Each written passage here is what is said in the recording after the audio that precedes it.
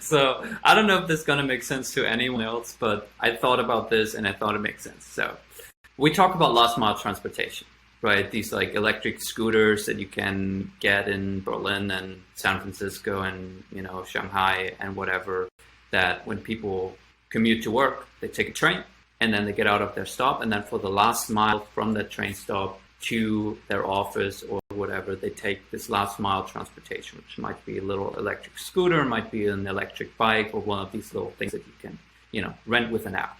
And that's really cool. And so I thought about the equivalent for that in sales.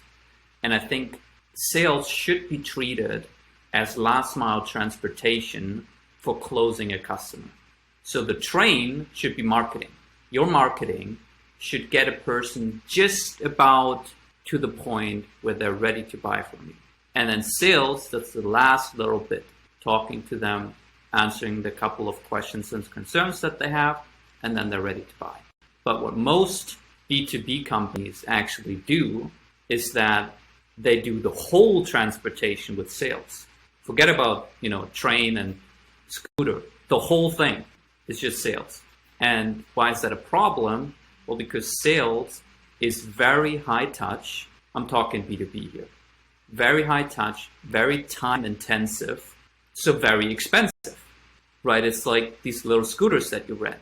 If you try to pay your whole commute from home to office, which is 1.5 hours, and you drive that whole 1.5 hours on your little rented, electric scooter, you'll pay a lot more than if you just buy a train ticket to take you most of that, and then you just buy it for the rest, because it's so high touch. And so, but that's the standard for most B2B companies. So what's the alternative?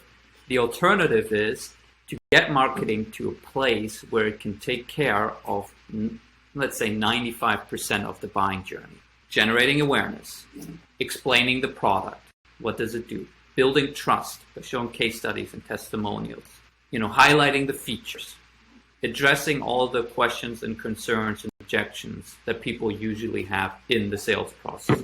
Doing all of that up front.